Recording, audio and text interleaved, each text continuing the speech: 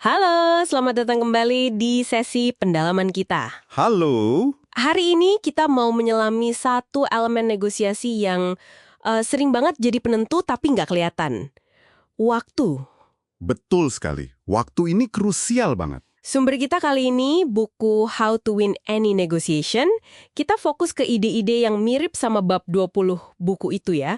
Gimana caranya bikin waktu jadi teman kita. Ya, menjadikan waktu sebagai sekutu, bukan musuh. Itu intinya. Oke, misi kita jelas. Bongkar caranya biar Anda bisa ngendalin jam, bukan malah dikendalikan jam pas negosiasi. Langsung aja ya, kita mulai. Yuk, Seringkali kita fokusnya ke harga, ke kata-kata, tapi pernah nggak sih Anda perhatiin kapan sesuatu diomongin atau seberapa cepat negosiasinya jalan, itu bisa ngubah semuanya. sering banget. Rasanya tekanan waktu tuh nyata banget ya, bikin deg-degan kadang. Iya, banget.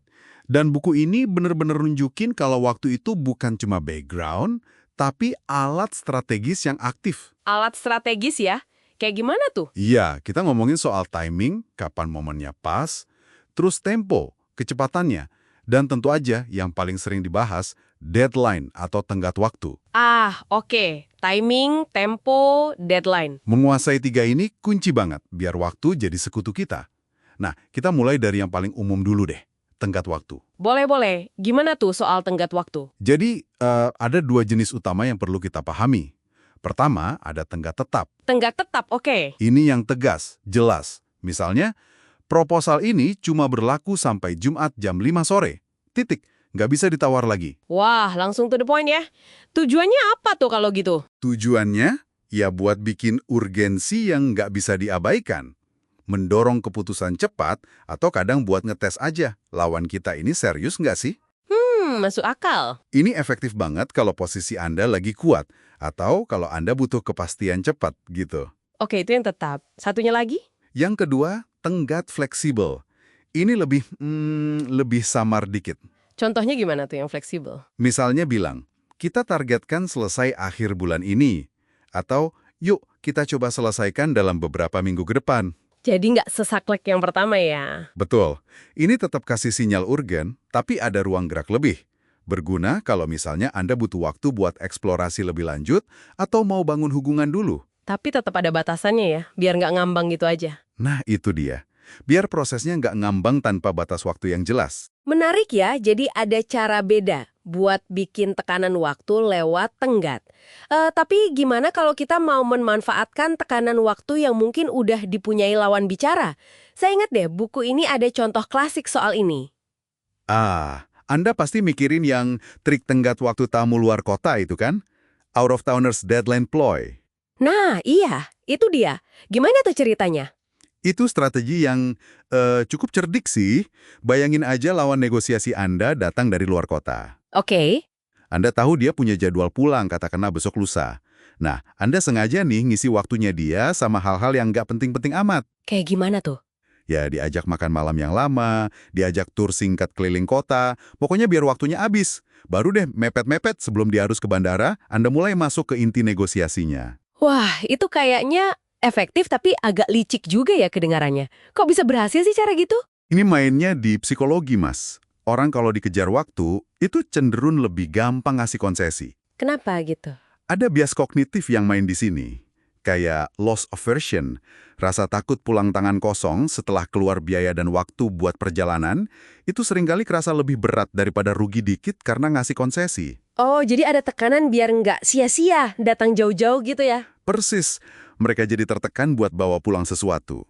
Kayak contoh di buku itu kan, negosiator di Costa Rica yang waktunya dihabisin buat tur dulu, baru negosiasi pas udah mau pulang. Jadi pelajarannya hati-hati banget ya ngasih tahu batasan waktu kita.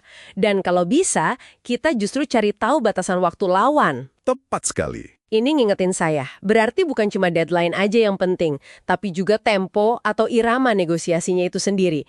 Buku ini bahas soal ngendalin kecepatan ngomong nggak? Oh, jelas dibahas. Tempo ini alat yang halus tapi kuat banget. Gimana cara kerjanya? Misalnya nih, Anda percepat laju diskusinya. Kasih pertanyaan beruntun, atau kasih jeda antar respons yang cepat. Itu bisa bikin tekanan, bikin lawan ngerasa harus cepat-cepat mutusin. Bikin panik gitu ya? Bisa jadi. Sebaliknya, kalau Anda sengaja lambatin tempo, ngomong lebih pelan, ambil jeda panjang sebelum jawab, minta waktu mikir, itu bisa kasih sinyal kalau Anda nggak buru-buru. Oh, kayak nunjukin kita punya waktu banyak gitu. Ya, dan itu sering diasosiasikan sama posisi yang lebih kuat. Plus, Anda jadi punya waktu buat mikir lebih jernih juga. Oh, oke. Jadi tempo bisa dipercepat atau diperlambat ya, tergantung strategi? Betul. Selain tempo, ada juga timing strategis. Kapan momen yang pas buat ngelakuin sesuatu? Maksudnya, Ya, misalnya, Anda tahan informasi penting sampai akhir banget. Itu bisa jadi tekanan final.